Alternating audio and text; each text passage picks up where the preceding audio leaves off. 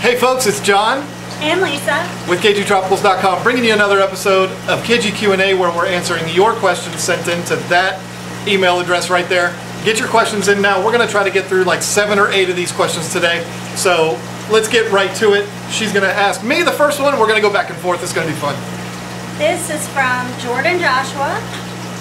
Hi, John. I would like to remove nitrates quicker from my tank, and I was wondering if it is safe for the fish to do more than 1 water change a day between a minimum of, let's say, 6 hours. I wish I had that kind of time.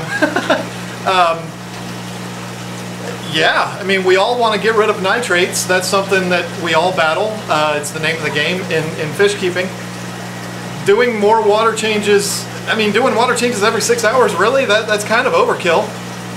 But, you know, we've read articles and we've done our own little experiments showing that raising fry, the more water changes you do, the faster they're going to grow. So, I mean, I don't see that there's going to be a problem with it. It's not going to hurt the fish to do that many water changes. I don't know, what do you say? Go for it. If you can do it, do it. I mean, if you got that kind of time, then God bless you.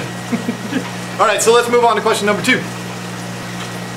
All right, question 2. Nick Swanson asks, hi, my name is Nick Swanson, and I was wondering if you use egg tumblers. If so, what are the advantages? What ones do you use or possibly build? How do you strip eggs? Could you put a video out on this? Really? Thanks for your time and all you have done to spread the knowledge and improve the hobby for so many. That's a really tough question. Just try to get through it. Nick, yes, we do use egg tumblers. Actually, John's done several videos about egg tumblers, and they have been very successful for us, and we've raised a lot of fry from using these egg tumblers. So go check out those videos, and you'll learn a lot from them. Bottom line is, as far as advantages go, you get more fry from each batch because you don't run the risk of the female spitting them prematurely or swallowing them prematurely, and it also gets the female back into the mode of wanting to spawn again when you strip the eggs very early in the process. So yes, wanting to produce as many fry as we can, we strip them and we use egg tumblers. As far as what kind we use, go watch the videos. I did a video on it. It's one of our top 5 videos as far as the views go. So go check that out and you'll get all your answers. And get a lot of 10-gallon tanks ready because you're going to have a lot of fry. That's right. Hi John, my question is about your online sales. I'm not asking to try to figure out how to join the business. I am just curious how the KGQandA and Tank Talk videos have contributed to your store's success. Have the videos greatly increased the number of fish sales you make? This is from Adam from Illinois. Probably the easiest question that I've ever been asked on KGQandA, because the answer is absolutely yes. YouTube is, or has become, our primary source of marketing. You cannot ask for a better scenario. Puts it out worldwide, gets the word out there. Even though we only ship fish here in the States, it's still something that has spread like wildfire over the last couple of years, and it absolutely has had a great impact on our business. We get people, literally, I'm not exaggerating, from all over the country coming here to meet us and to get fish from us. We had a family from Vermont over the weekend. We've had, I mean, from everywhere on the East Coast, we've had people come and visit us. Chicago a few weeks ago, South Carolina, Florida. I can't go through the whole list. We've had people from everywhere, and that's all because of the YouTube channel. Not just the Q&A videos or the Tank Talk, it's just the whole channel in general has been our absolute best source of marketing. So, you know, yeah. I get to be the camera holder while they take pictures with John. Well, yeah, I mean, they take pictures with her too, but you know, it's unbelievable, and what the channel has done is it's the greatest thing we could have ever asked for. And so the answer to your question is yes. Okay, so Carlo Fur, I hope I'm saying that right. Hello, John. Greetings, John and Lisa, from Melbourne, Australia. Big fan of your channel, and I watch your videos all the time. I got a 50-gallon and a 10-gallon community tank. Question is, how Do you look after your tanks when you go on holiday? I'm going on a 4 or 5 week holiday, holy moly, and I'm worried about my tanks. Thanks, Carlo. Okay, Carlo, one of the biggest things we hear from people who go on vacation is that they've lost fish. They trust somebody to take care of their fish and they overfeed, they come home, their fish are all dead, then they have to come buy more from us. Good for us, bad for them. Absolutely. So, what I recommend if you're leaving for 2 or 3 days, don't have anybody take care of your fish. Feed them before you go, feed them when you get back. If you plan on leaving for a long period of time, which it sounds like you may be doing, then have somebody come in, show them how to feed your fish, and use my less is best theory. That way, they don't overfeed. If you feed them a handful, well, you don't want to do that anyways, but if you feed a good amount, show them half of what you feed. That way they don't overfeed. And even have them come every other day, not every day, just to be on the safe side. And that's what I recommend. That way you don't get an ammonia spike and lose all your fish. Like she said, we've paid our rent a few times in this building because of people's fish getting killed while they're on vacation. So it really does have to be somebody that you absolutely trust, that you know is going to go over there and feed your fish for you while you're gone.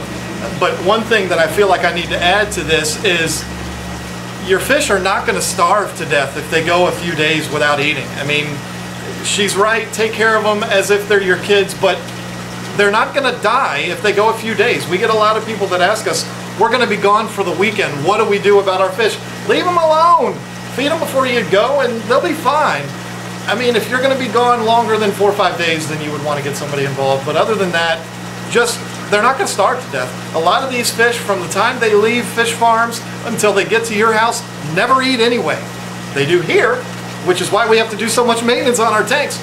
But a lot of pet stores don't even feed their fish. So they can go a while, don't panic over it.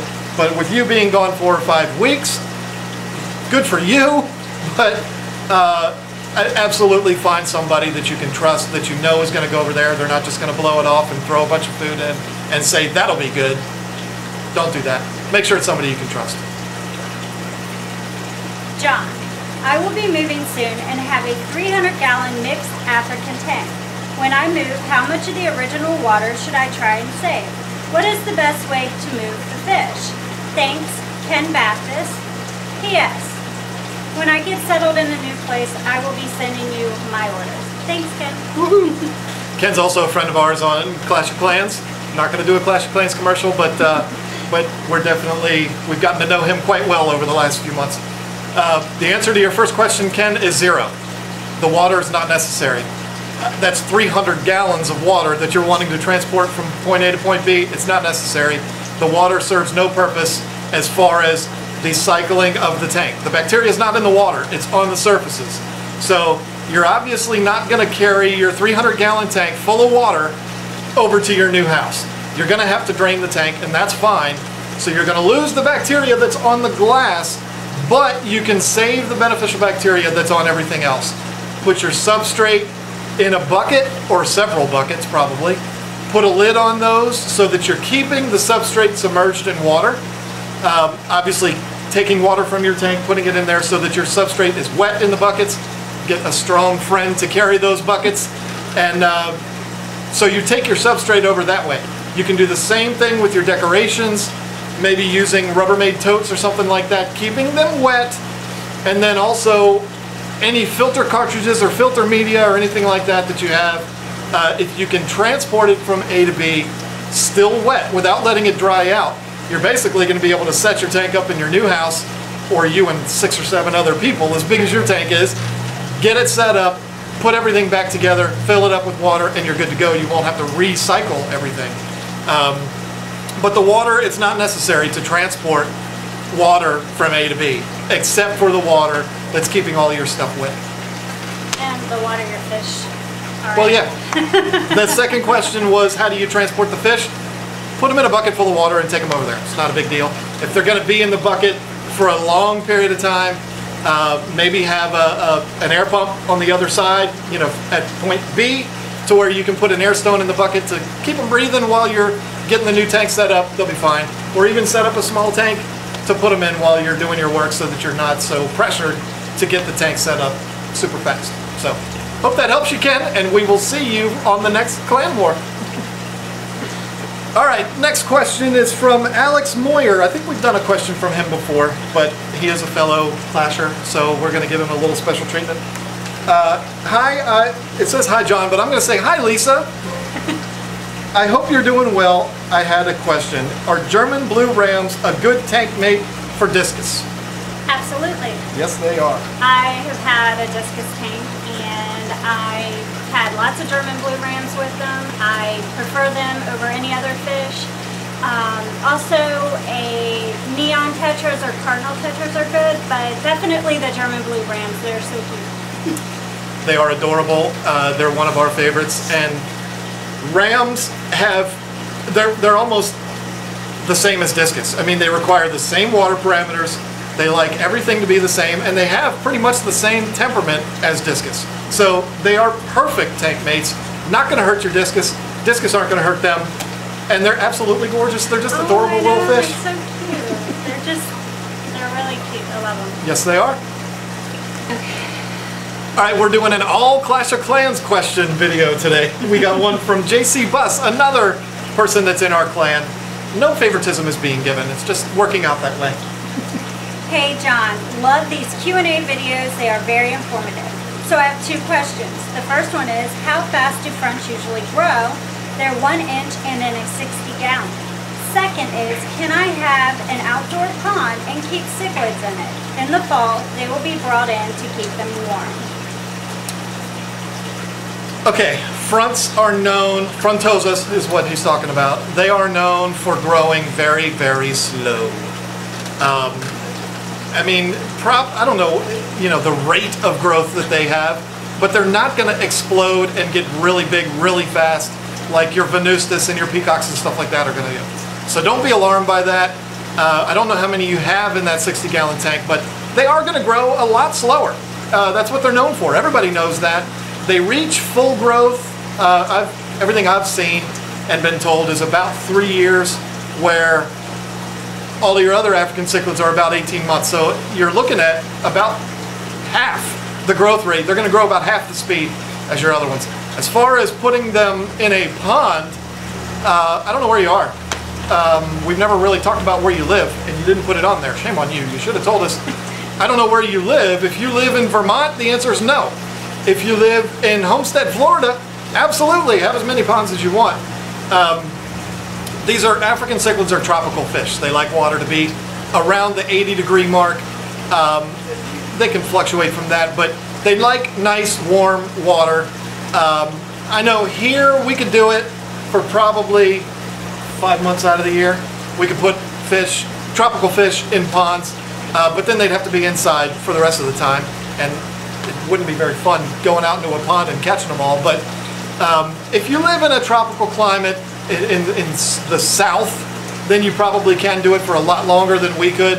But they are not like koi. They're not going to hibernate down below the frost line. They're not going to do that. So be very cautious with that. My advice to you, I don't care where you live, would be make your life easier and just put goldfish and koi in your pond and leave your cichlids inside.